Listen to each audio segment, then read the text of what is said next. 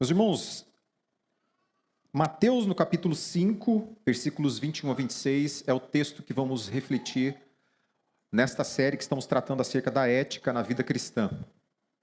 E o texto de hoje vai tratar de um assunto bastante importante que faz parte do nosso dia a dia e que particularmente a mim me fere profundamente. E a palavra do Senhor é essa, que nos fere, mas ao mesmo tempo nos cura. Então eu quero ler com vocês Mateus 5, 21 a 26. Eu leio na Nova Almeida Atualizada. E o texto diz assim: Vocês ouviram o que foi dito aos antigos, não mate. E ainda, quem matar estará sujeito a julgamento. Eu, porém, lhes digo que todo aquele que se irá contra o seu irmão estará sujeito a julgamento.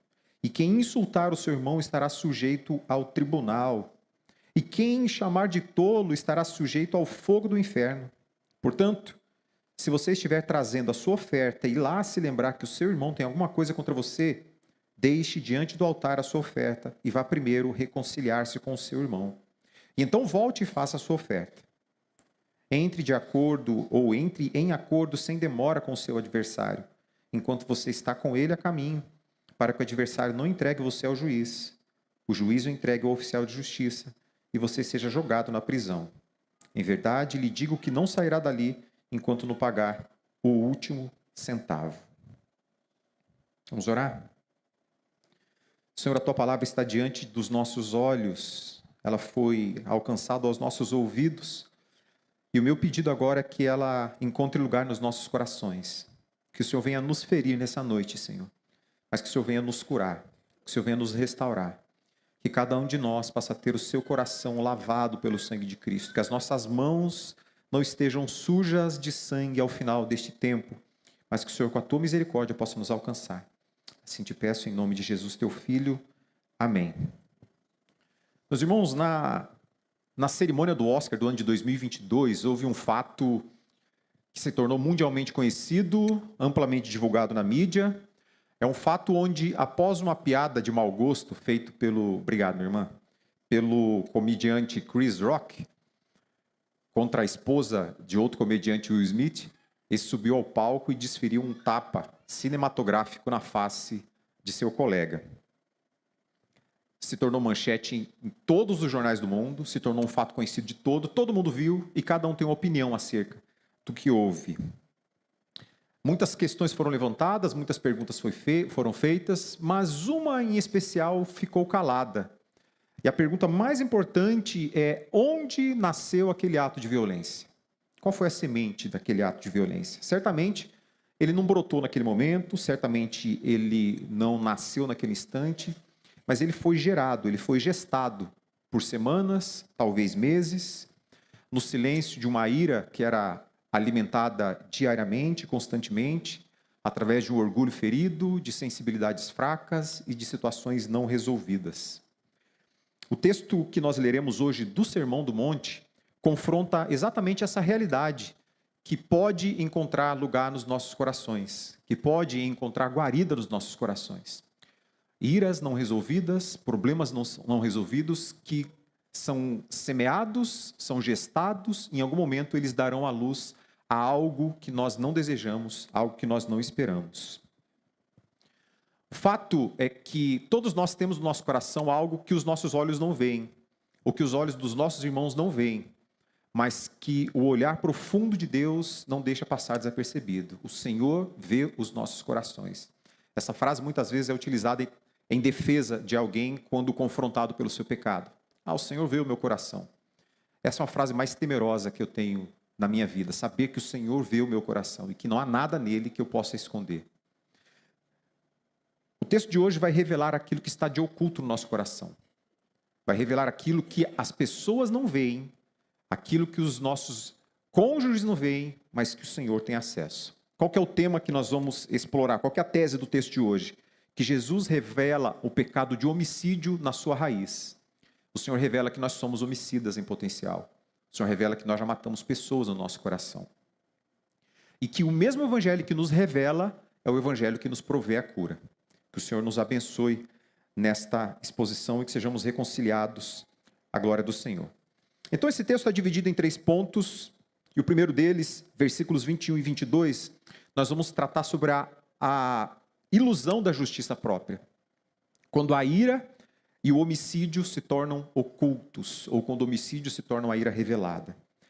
Pensar nisso como a ilusão da nossa justiça própria muda bastante o que temos acerca do texto. Vamos reler esse texto. Vocês ouviram o que foi dito aos seus antepassados: não mate. Se cometer homicídio, estará sujeito a julgamento. Eu, porém, lhes digo que basta irar-se contra alguém para estar sujeito a julgamento. Quem xingar alguém de estúpido corre o risco de ser levado ao tribunal. Quem chamar alguém de louco corre o risco de ir para o inferno.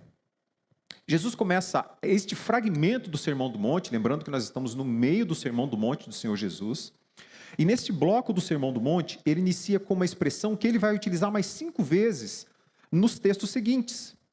E a expressão é: vocês ouviram o que foi dito. Talvez, se a gente fizer uma leitura um pouco desapercebida do texto, a gente pode pensar que o Senhor está aqui confrontando o Antigo Testamento, em especial as leis do Senhor dados lá no pé do Sinai. O fato é que o Senhor não está aqui confrontando os 10 mandamentos. Em especial, também não está confrontando o 6º mandamento. O que o Senhor está confrontando aqui é a interpretação dada pelos rabinos a estes mandamentos. E por que o Senhor faz isso?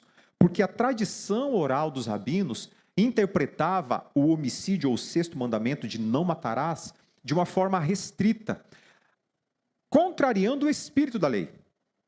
Nós vivemos num mundo de leis, nós temos leis civis, leis penais, nós temos inúmeros segmentos de lei, mas toda a lei escrita possui um espírito por detrás da lei. E eu não estou falando no ambiente místico, mas o espírito que é aquilo que motivou a construção daquela lei. O fato é que os rabinos haviam resumido o crime de homicídio ao tirar a vida física de alguém, cessar a existência de uma pessoa. Então, quando Jesus inicia essa frase, vocês ouviram o que foi dito, ele não está confrontando o mandamento, mas a interpretação dada a este mandamento. Significa que, na perspectiva destes rabinos judeus, o fato de você não tirar a vida de uma pessoa era o suficiente para que você continuasse tendo uma vida de plena paz com Deus. Ou seja, o único elemento, no caso da violência, que seria capaz de encerrar o seu relacionamento com Deus ou de obstar aí a glória de Deus aos seus olhos, seria a morte física de uma pessoa. Agora Jesus está contrariando isso, e observe que não é o único momento em que Jesus faz isso. Ele também tratou o mesmo aspecto com relação ao adultério. Ele vai dizer nos textos seguintes: vocês ouviram o que foi dito, não adulterarás. Mais uma vez, ele está combatendo a interpretação dos rabinos de que o adultério era exclusivamente a consumação de um ato entre homem e mulher. No caso do adultério, o Senhor Jesus diz: vocês ouviram o que foi dito, não adulterarás. Eu, porém, vos digo que todo aquele que olhar com intenção impura no seu coração já cometeu adultério. O que Jesus faz em ambas as situações? Jesus internaliza aquilo que antes era considerado pecado apenas quando era exterior. Jesus está dizendo: o pecado está dentro, o pecado não está fora. Aquilo que nós fazemos apenas reflete o pecado que já havia sido gestado dentro de nós, já havia sido construído, criado, desenvolvido, alimentado e trazido à luz. Então, diante disso, o Senhor Jesus fala: eu, porém, vos digo. Jesus refutou a interpretação acerca do que é o homicídio, e Jesus diz agora: eu, porém, vos digo. Curioso que a gente tem expressões de mesmo peso no Antigo Testamento, falada pelos profetas, com a autoridade vinda de Deus, mas nenhum deles disse a expressão eu, porém, vos digo. Todos eles diziam: o Senhor diz. E disse o Senhor. Por quê? Porque eles estavam apenas reproduzindo mensagens que vieram do Senhor. Palavras dadas pelo Senhor ao povo através da boca do profeta. Agora, aqui Jesus está assumindo um lugar de autoridade dele, devida a ele. Jesus era o Deus encarnado. Então, quando ele diz, eu, porém, vos digo, ele está interpretando a lei, porque ele havia sido aquele que, juntamente com Deus e a Trindade Santa, haviam estabelecido a lei. É como se ele estivesse dizendo, quando eu disse lá, eu quis dizer isso, vocês entenderam errado. Então, Jesus fala com uma autoridade divina, restabelecendo o espírito da lei que não poderia ter sido perdido ou reinterpretada por qualquer que fosse o rabino. Então, Jesus vai dizer que o pecado, que antes era definido como um ato visível, agora é revelado como aquilo que guarda ou que é guardado no nosso coração. Isso é profundamente doloroso. Isso é profundamente doloroso para nós que temos uma ilusão da justiça própria, a ilusão da piedade. De que o fato de nós contermos a nossa ira contra o nosso irmão, não o agredindo ou não proferindo palavras maldosas contra ele, diretamente para ele, nos faz inocentes perante Deus. Jesus está dizendo que não. Seguir a letra fria da lei é ignorar a grandeza de Deus e a graça de Deus estabelecida naquela lei. E a gente sempre vai procurar seguir a lei fria da lei quando é em nosso favor. Quando nós somos acusados, aí nós vamos tratar a lei como um elemento frio e nós vamos fazer uma interpretação bastante restrita. Eu não fiz isso.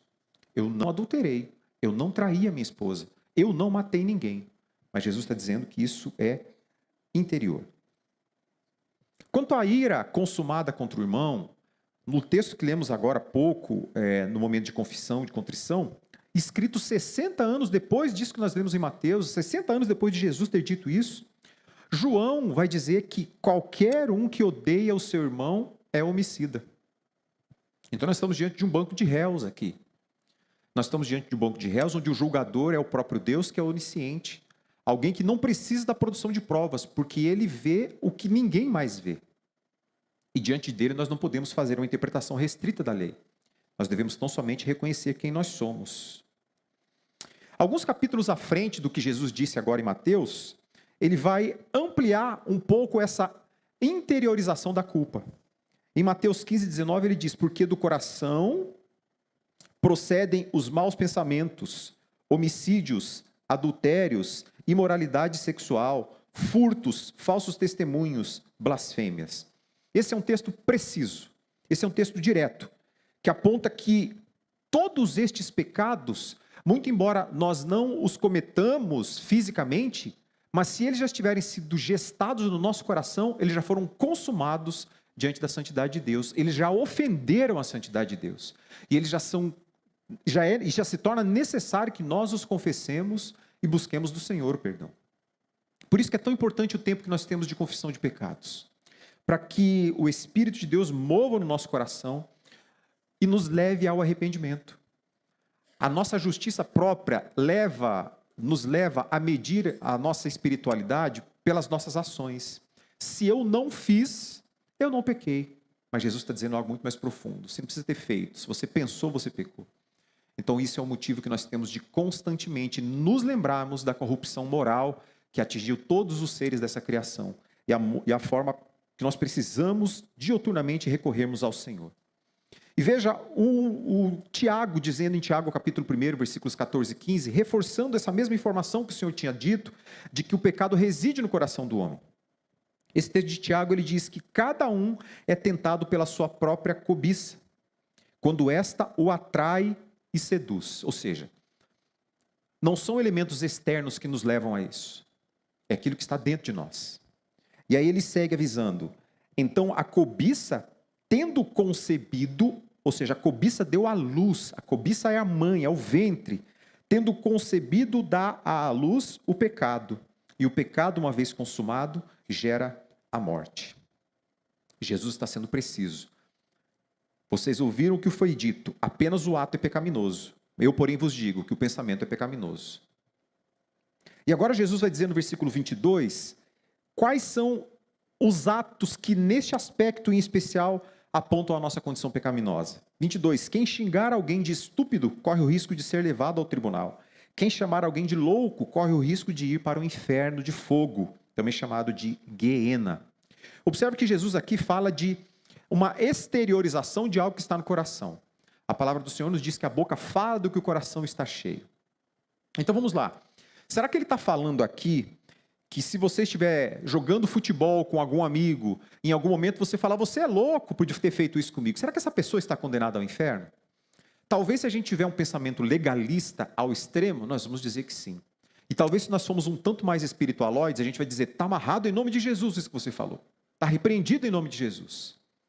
É óbvio que essa interpretação não pode ser dada para esse texto tão pesado que o Senhor Jesus está ensinando a nós aqui.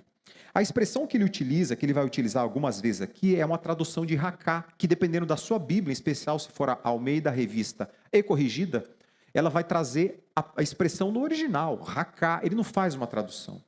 Porque a tradução de tolo ou estúpido é uma tradução muito limitada, muito pequena. Ela não traduz o significado amplo da expressão. Para você ter ideia, Jesus era chamado de raká pelos seus adversários. Porque eles viam Jesus, eles entendiam que Jesus Cristo era alguém que estava se passando por Deus, fingindo ser o Filho de Deus. Portanto, ele era um maluco, ele era um louco, ele era alguém fora de si. Ou seja, o texto está trazendo para nós uma expressão profundamente ofensiva, que fere a dignidade da pessoa humana, que fere a criação que Deus estabeleceu. Então, mas ele não está falando especificamente das palavras.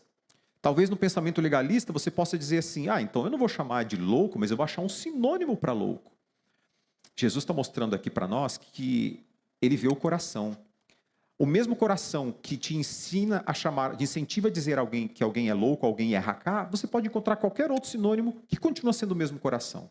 Apenas a manifestação exterior é outra. Mas o que o Senhor está analisando e apontando para nós é a fonte deste pecado. O pecado que nasceu no coração se desenvolve em palavras, mas em alguns casos ele pode avançar para a agressão, inclusive para a morte. E aqui Jesus vai apontar um elemento que mais tarde ele vai repetir, que é uma crescente judicial. Ele fala juízo, ele fala sinédrio e ele fala a guiena. Ele fala que você pode ser levado a juízo, você pode ser condenado e jogado na cadeia, ou jogado no guiena, no fogo. O guiena, muito embora Jesus vá tratá-lo como sendo, de fato, o fogo escatológico, ou seja, a condenação final, o Jesus está falando aqui de algo que todas aquelas pessoas conheciam. Ele está falando aqui do Vale do Rinom, que é o Vale de Guiena, que era o lugar onde reis perversos do passado sacrificavam seus filhos. E é o lugar que nos dias de Jesus havia sido transformado num lixão, onde tudo aquilo que era contaminante da cidade era levado para lá, era queimado, para que não houvesse contaminação e as pessoas sofressem doenças. Era um vale em que os criminosos de crimes violentos e condenados eram queimados, depois de serem assassinados, tinham seus corpos queimados, porque a eles era negado o direito de serem sepultados. Tão horrendos que eram os seus crimes. Então era o vale onde o fogo nunca se apagava. 24 horas queimava. Havia incêndio por 24 horas naquele lugar. Então, quando Jesus aponta para essas pessoas, ele está fazendo essa referência ao Guiena, mas querendo fazer uma analogia ao fogo eterno que espera todos aqueles que, ao reterem o perdão, demonstram não serem filhos de Deus. A retenção do perdão é um bom indício de que não houve regeneração do coração. Então, se trata aqui de um recurso retórico que o Senhor Jesus está utilizando, para dizer que a ira, seja em qualquer grau que ela estiver, já nos coloca no banco dos réus. A gente não precisa manifestar ela verbalmente ou manifestá-la fisicamente. A ira não tratada, que se transforma numa amargura, num ressentimento profundo, que nos faz estabelecer uma pena para aquela pessoa, seja do silêncio, seja do boicote. Esta ira não tratada já nos coloca no banco dos réus perante o nosso julgador, que é o Senhor. Ele aponta que há riscos caso não encontre lugar de arrependimento. Quais são os riscos que a gente encontra de um coração amargurado, que se recusa a perdoar e que insiste em viver uma vida carregando a mágoa do passado? A primeira é a amargura, a própria amargura. E a amargura não tratada no nosso coração, ela bloqueia o nosso canal de comunhão com Deus. Vocês já nos ouviram dizer inúmeras vezes que nós não somos salvos pelas nossas boas obras. E da mesma forma, nós não somos condenados pelas nossas más obras. Nós somos salvos pela graça de Cristo e somos sustentados na fé pelo poder deste Cristo. Significa que, se você é um crente salvo em Jesus, você não irá perder a sua salvação cada vez que a amargura encontrar lugar no seu coração. Mas não quer dizer também que você não irá sofrer os males disso. E o primeiro mal que um salvo sofre quando retém o perdão, quando retém a necessidade de reconciliação e mantém a amargura crescente no seu coração, ganhando forma, fermentando, é o bloqueio deste canal de comunicação com Deus. A Confissão de Fé Batista de 1689, que nós já estudamos na IBD, diz que quando nós estamos em condição de pecado, nós não perdemos a nossa salvação, mas que o brilho de Deus se torna mais opaco aos nossos olhos. Não que Deus deixou de ser resplandecente, mas que os nossos olhos não conseguem mais ver a graça de Deus com tamanha grandeza que nós víamos quando este pecado não residia no nosso coração. E talvez a maior condenação que nós possamos ter nessa vida é sermos privados dessa glória de Deus. Certa vez alguém disse que o céu só é o céu porque Cristo lá está. E que o inferno só é o inferno porque Cristo não está lá. Que se eventualmente Cristo estivesse no inferno, o inferno seria o céu. Significa que estarmos privados da presença de Cristo, ou privados da graça de Deus na nossa vida, ou do brilho do Senhor no nosso coração, é a maior punição que nós podemos ter nessa terra. Não é nós perdemos a nossa conta bancária, o nosso emprego, a nossa saúde, mas é sermos privados do brilho da glória de Deus. Talvez nós tenhamos entre nós pessoas que, muito embora estejam salvos e com a sua salvação assegurada em Cristo, não tenham desfrutado do brilho da glória de Deus, porque nutrem semente de amargura no seu coração, porque nutrem semente de ira, porque tem gestado essa ira no seu coração. O primeiro aspecto que nós estamos submetidos é estarmos bloqueados dessa comunhão profunda com Deus. Isso nos conduz, se não houver arrependimento, à disciplina eclesiástica. A igreja é a titular da disciplina eclesiástica, não é o pastor, não é o presbítero, o diácono, é a igreja. Se algum irmão nutre a ira no seu coração e convidado ao arrependimento, se recusa obstinadamente a arrepender-se do seu pecado e a restabelecer os laços com seu irmão, ele está submetido à disciplina eclesiástica. A igreja pode levá-lo à disciplina em amor com fins de arrependimento. Se ainda assim essa ira for tão obstinada que nem mesmo diante do apelo da igreja ao arrependimento, essa pessoa cede e arrepende-se do seu pecado, ela pode ser sim excluída da comunhão dos santos. O apóstolo Paulo trata acerca da disciplina e o próprio Senhor Jesus relata em Mateus capítulo 18 acerca da disciplina eclesiástica. Porque um coração amargurado e não tratado, ele tende a ferir outras pessoas. Ele tende a multiplicar a sua amargura a outras pessoas. Ele tende a fermentar, a levedar toda uma massa. Significa que esta pessoa que é excluída da comunhão, ela será excluída do reino dos céus? A igreja não tem este poder. Se ela for salva em Cristo Jesus, ela encontrará o arrependimento, e ao arrepender-se, ela retornará e será recebida com todo o amor pela sua comunidade. Agora, se ela chegar ao fim da sua vida sem o arrependimento, significa que ela jamais foi salva por Cristo Jesus. Era tão somente uma pessoa que havia aderido ao movimento, um simpatizante do Evangelho, mas o lugar, uma terra onde o Evangelho de Cristo não prosperou e não gerou transformação, alguém que não foi transformado. Portanto, a interpretação que Jesus faz desse texto coloca diante de nós um espelho de onde nós não conseguimos desviar o olhar. O Senhor coloca diante de nós uma realidade de que se nós nutrirmos a ira, a amargura nos nossos corações contra os nossos irmãos, nós somos acusados de homicídio. Isso é profundamente pesado. E Ele nos convida ao arrependimento. Que convite eu faço a vocês acerca deste primeiro ponto? Primeiro, seja sensível à voz do Espírito. Ouça a voz do Espírito falando no seu coração. Eu tenho certeza que nenhuma pessoa que é salva em Cristo Jesus teve a voz do Espírito silenciada para a reconciliação. Tenho certeza que todo aquele que é salvo em Cristo ouve constantemente o Espírito te impulsionando ao arrependimento.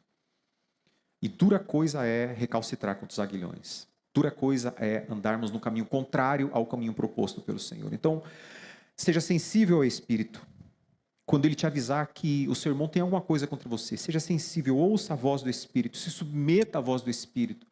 Tenha a humildade trazida pela conversão em Cristo Jesus. Reconheça o seu pecado. Trate o seu mal. Lembre-se que a amargura é a primeira fase da morte. A amargura é a primeira fase da violência. A amargura é a primeira fase da ofensa. Trate a amargura antes que ela nasça no seu coração. Trate-a antes que seja tarde demais. Segundo ponto desse texto, versículos 23 e 24. É um ponto também muito doloroso para nós. E esse texto vai nos dizer que Deus não recebe adoração de mãos manchadas de sangue. Deus não recebe adoração de mãos que recusam estabelecer a paz. Veja o que diz o texto.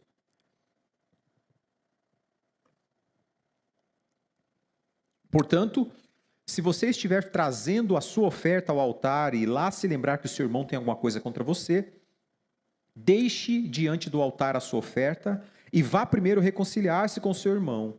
E então volte e faça a sua oferta. É difícil a gente olhar para esse texto e não olhar para o nosso culto. Talvez você esteja pensando na oferta como aquele momento em que você foi convidado, hoje pelo nosso irmão Luiz, a trazer a sua contribuição financeira. A gente vai associar diretamente a isso. Mas nos dias de Jesus não era isso. Quando Jesus está falando da oferta, ele está falando do culto. Como que era o culto de um judeu no primeiro século, ou até o primeiro século? O culto de um judeu consistia em o pai da família comprar um animal, ou pegar o animal da sua criação, levar até o sacerdote para que esse animal fosse oferecido. Este era o culto. E como é que ele fazia? Ele pegava a sua ovelhinha, colocava no braço, ia caminhando em direção ao templo, passava pelo pátio dos gentios, pelo portão do pátio dos gentios, avançava caminhando, passava pelo pátio das mulheres, subia a escadaria e chegava no pátio dos israelitas, na porta do pátio dos sacerdotes. Ali ele entregava a sua oferta e o sacerdote levava o seu animal para ser sacrificado. Este era o culto de um judeu no primeiro século. Não era um culto moderno, ocidental, onde a gente faz uma abertura, a gente tem uma liturgia, a gente tem um prelúdio, tem a abertura, a leitura bíblica, as canções, a oferta e a pregação. Este é um culto moderno, não era este o culto que havia no ambiente judaico do primeiro século. Então, quando a gente pensa neste formato que o Senhor Jesus está dizendo, a gente precisa pensar no nosso culto. Jesus está dizendo aqui que antes de nós iniciarmos o nosso momento de adoração, antes de nós erguermos as nossas mãos para o Senhor, para cantar a Ele, nós devemos nos lembrar disso. Antes de entregar a sua oferta ao Senhor, se lembre disso. Antes de entregar ao Senhor a sua oferta, lembre-se daquilo que o Espírito Santo está apontando no seu coração. Se nós temos algum irmão que tem algo contra nós, o texto está dizendo isso, e Jesus inverte essa lógica aqui. O texto não fala se você tem algo contra ele, mas o texto fala, se você lembrar que o seu irmão tem alguma coisa contra você. Nós somos os réus. É comum nas narrativas bíblicas a gente se colocar sempre como as vítimas de tudo. Mas além das narrativas bíblicas, é comum que em qualquer circunstância nós nos coloquemos como as vítimas. Quando a gente vai atender casais que estão com problemas de relacionamento, irmãos que estão com problemas uns com os outros, a primeira coisa que nós vamos ouvir é uma acusação contra o outro. É o outro que fez, a minha reação foi proporcional à agressão, à ação dela, ou à ação dele. Nós somos bons em criar roteiros onde nós somos as vítimas, e o outro é o nosso algoz.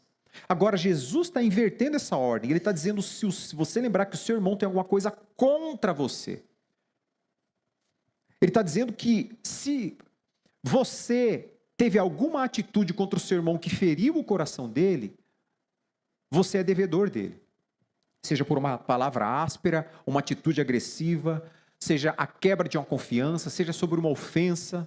O texto está apontando cada um de nós como culpados de termos ferido a sensibilidade dos nossos irmãos, ferido a emoção dos nossos irmãos, ferido o coração dos nossos irmãos.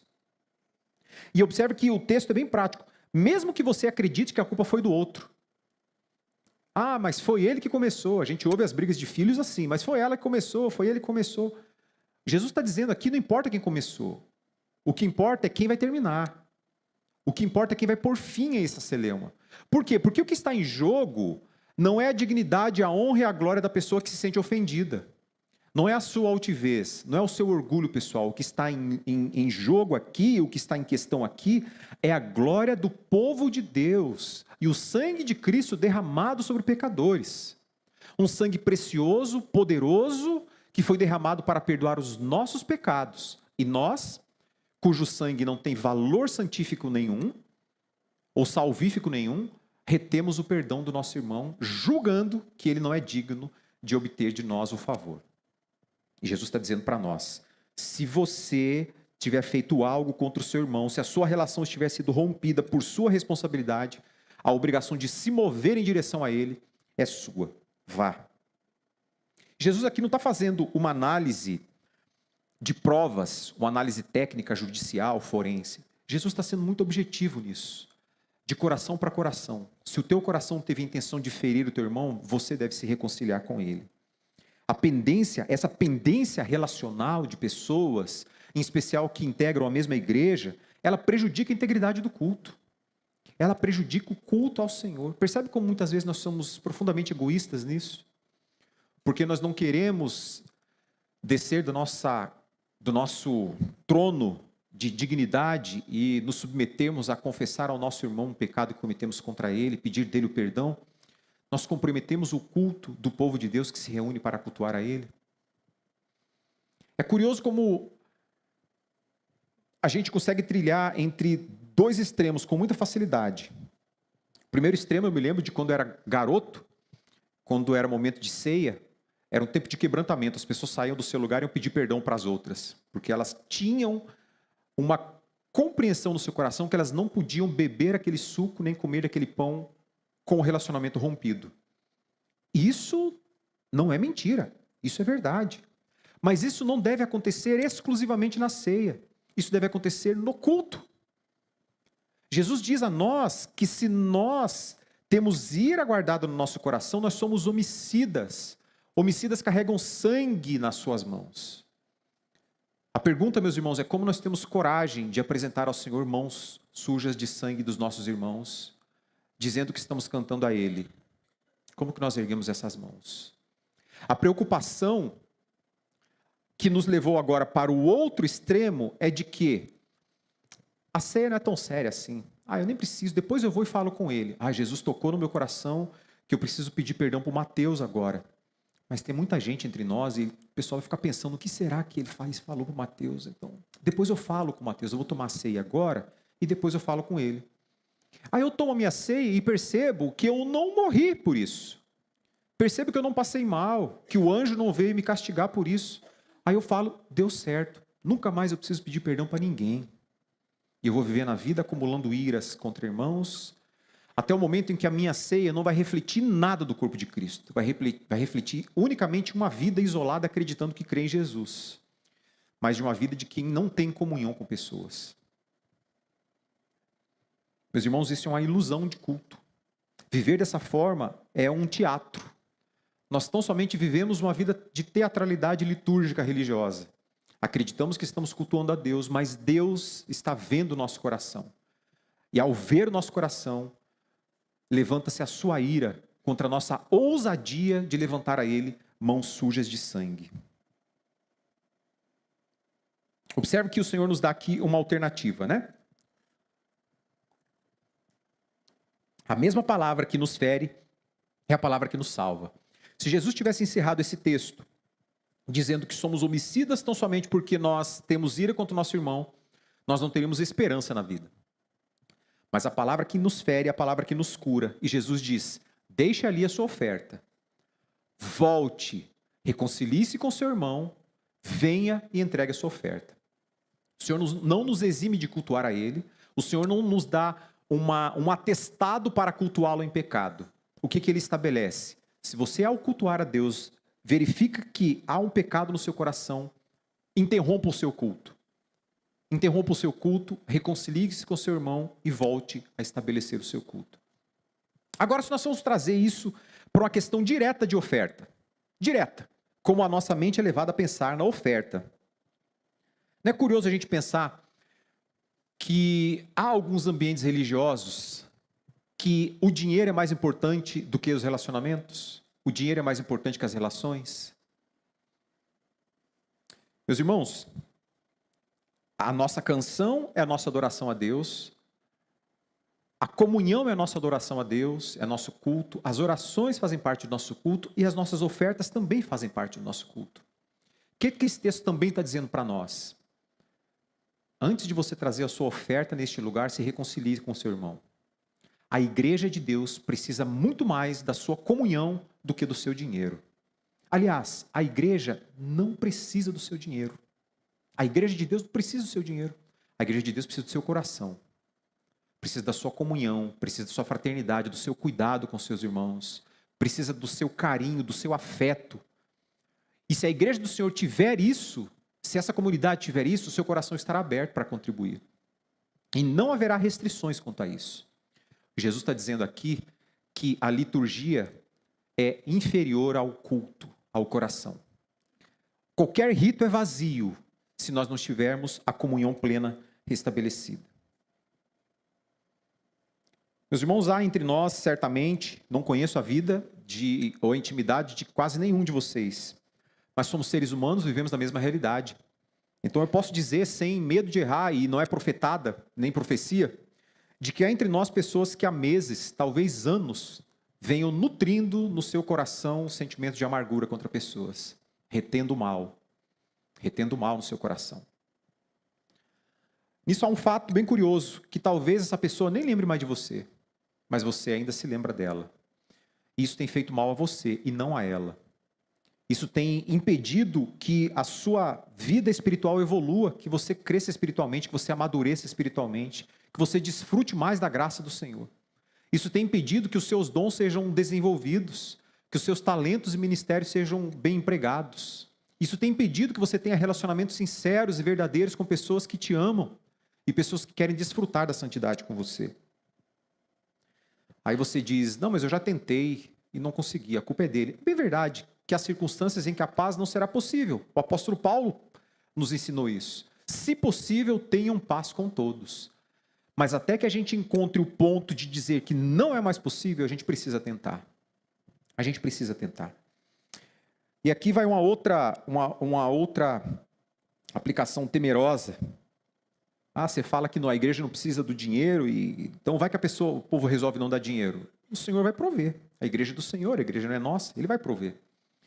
Mas um outro apelo ousado que eu faço para você hoje. Nós temos várias pessoas que vêm de outras igrejas, que nos visitam. Graças a Deus nós temos recebido muitas pessoas que têm nos visitado de outras comunidades. Você é muito bem-vindo aqui, você sinta-se à vontade entre nós queremos conhecê-lo. Mas, se por acaso você deixou na sua igreja anterior algo não resolvido da sua parte, se você deixou alguma pendência emocional com algum irmão, se você feriu algum irmão, se você feriu alguma pessoa, o nosso apelo é que você se reconcilie. Reconcilie-se. Se você feriu a pessoa com quem você mais amava, caminhava, a pessoa que te ajudava, que cuidava de você, se reconcilie. E volte e permaneça conosco. Mas não deixe pendências. Tenha uma vida limpa do sangue de pessoas. É a primeira forma que a gente tem de viver uma vida espiritualmente agradável e emocionalmente saudável. Não carregar pendências do passado. O Senhor nos convida a isso. O grande problema que nós temos nisso é que a gente tenta compensar a culpa relacional com ações externas. Aí o que a gente faz? A gente dobra a oferta na igreja. Como se nós pudéssemos comprar o favor de Deus. A gente dobra a nossa escala de serviço. Eu quero estar em 2 escalas nesse mês e não mais em uma. Me coloque em todos os cultos que eu quero trabalhar. O Senhor não quer sacrifícios e holocaustos. O Senhor espera de nós misericórdia. Você quer trabalhar em todas as escalas? Trabalhe. Mas antes de fazer, mas que isso não seja motivado pela culpa de reter o perdão. Se reconcilie. E depois venha trabalhar o quanto você quiser trabalhar. O seu trabalho é bem-vindo. Mas jamais pela culpa não confessada. Portanto, se o Espírito trouxer à sua memória agora alguém que você tenha ferido, lembre-se, a responsabilidade é sua de caminhar na direção e reconstruir o relacionamento. Terceiro ponto e último, o caminho tem prazo. O caminho dessa viagem, a reconciliação, tem um prazo. Ele não vai levar a nossa vida inteira. O que o texto diz? 25 e 26. Entre em acordo sem demora com o seu adversário, enquanto você está com ele a caminho, para que o adversário não entregue você ao juiz, o juiz entregue você ao oficial de justiça e você seja jogado à prisão. Em verdade, lhe digo que você não sairá dali enquanto não pagar o seu último centavo. Jesus está apontando aqui, mais uma vez, não uma estrutura judicial. Ele não está falando aqui as instâncias de um processo judicial. Ele está falando daquilo que acontece na nossa caminhada. Ele está falando das oportunidades que nós temos de arrependimento. Ele está falando das prisões que vão se intensificando diante de nós a cada segundo que nós retemos o perdão. Ou retemos a reconciliação. O Senhor Jesus está dizendo para nós que este ambiente envolve o aspecto prático, que é resolva os seus conflitos agora. Não espere amanhã para resolver os seus conflitos. Porque pode ser que essa manhã não venha. Talvez você carregue a culpa no seu coração que nunca será resolvida, de ter retido o perdão para aquela pessoa que já se foi. Aí você fala, poxa, eu tive a oportunidade e não fiz. A ocasião para a reconciliação é agora, não é amanhã. O prazo é certo, o caminho tem um prazo.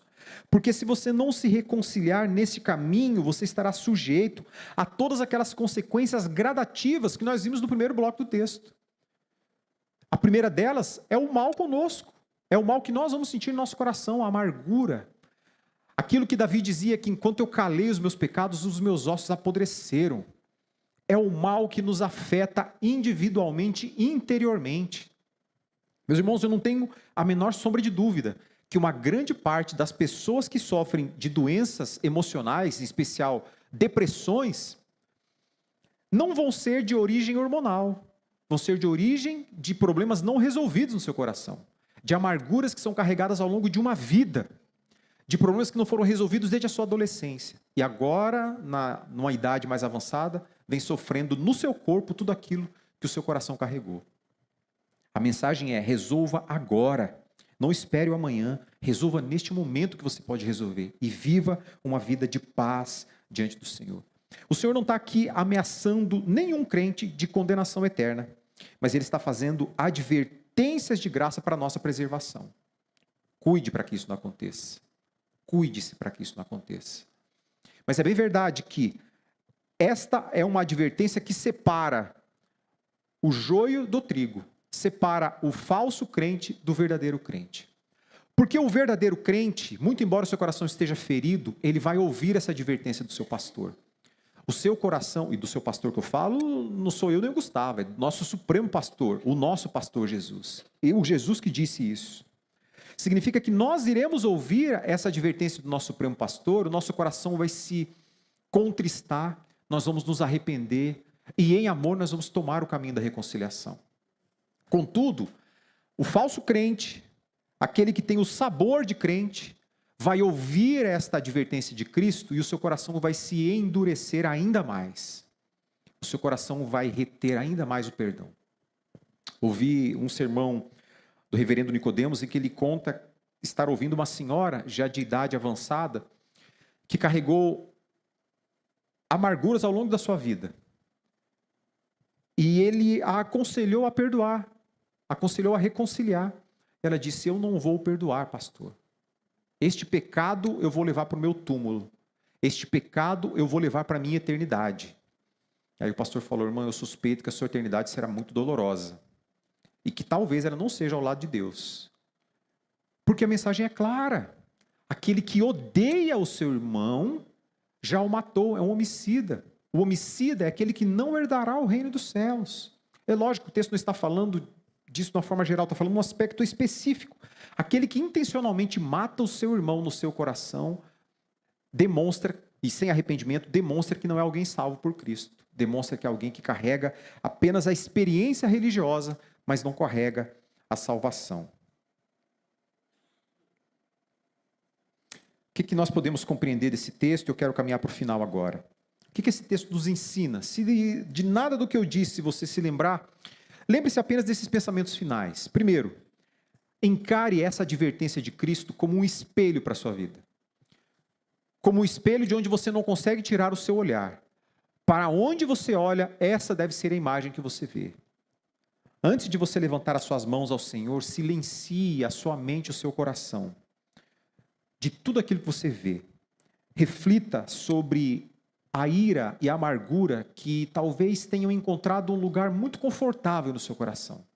Reflita sobre o quanto essa ira e essa amargura tem motivado o seu coração a tomar ações prejudiciais contra seus irmãos, contra pessoas com quem você convive.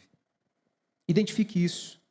Reconheça que você é um pecador e assim como eu, o nosso coração é uma fábrica de iras que, se não tratadas, nos levarão ao pecado mais intenso e mais profundo e talvez a um pecado externo, exterior, de agressão e de morte. O texto nos dá esse caminho. A ira que vai gerar uma ação, que vai gerar uma palavra, que vai gerar uma morte. Então reconheça a sua necessidade da graça de Cristo para que esta ira interior seja tratada e seja aniquilada no seu ventre.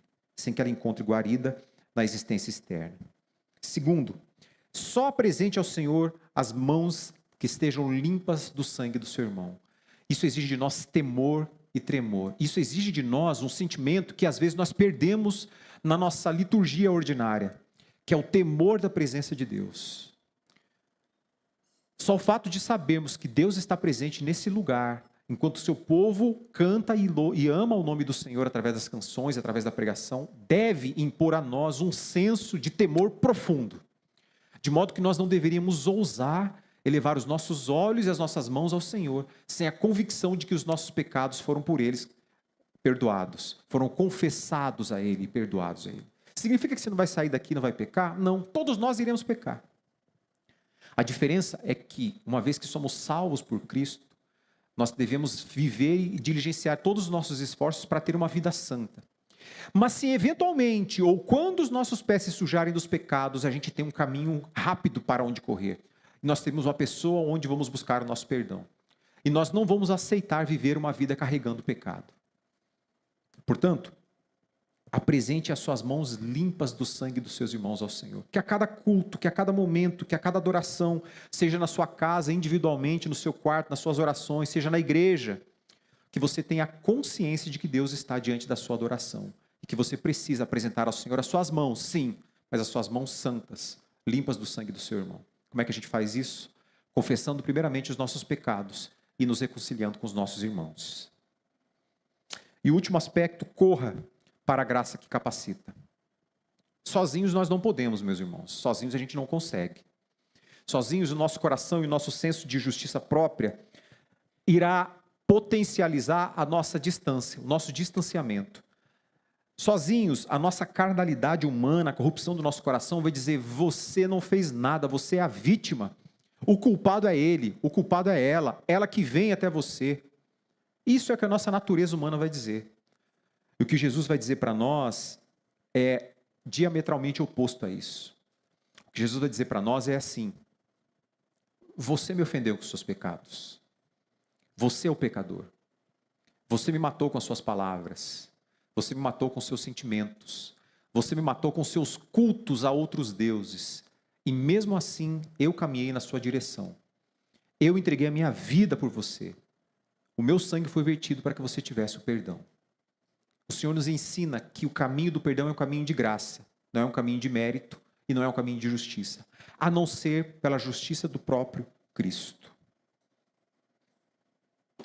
Que o Espírito produza em nós a santidade, a mansidão e o senso de urgência pela busca da paz. Você pode ficar de pé? Nós vamos fazer uma oração e em seguida vamos cantar uma canção a mais ao Senhor, em adoração ao nome dEle. Eu gostaria que você curvasse sua cabeça e que você refletisse nisso que você ouviu.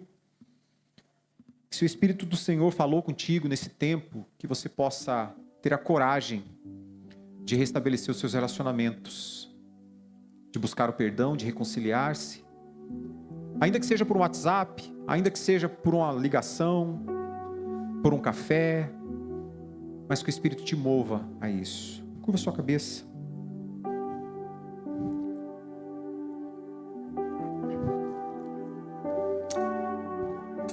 Há uma cena nesse texto que Mateus não narra, mas que constitui para nós um alicerce de toda essa mensagem. É esta cena de um homem que no caminho do Calvário cumpriu perfeitamente tudo aquilo que nós acabamos de ver. Jesus Cristo nunca alimentou a ira no seu coração. Nunca alimentou a ira contra aqueles que o agrediam, o ofendiam, contra aqueles que o vilipendiaram. No entanto, tendo ele se colocado como a única oferta a Deus pelos nossos pecados, Cristo interrompeu seu caminho até a glória e desceu até essa terra, desceu até esse lugar onde nós vivemos. Seus devedores, seus adversários o mataram e o seu sangue foi vertido para que cada um de nós tivéssemos o perdão. Quando Jesus nos entregou o Sermão do Monte, Ele não entregou apenas uma escada por onde nós vamos caminhar para obter os nossos méritos, mas Ele encaminhou para nós um caminho para o céu. E o caminho do céu passa pela reconciliação, pela unidade, pelo perdão.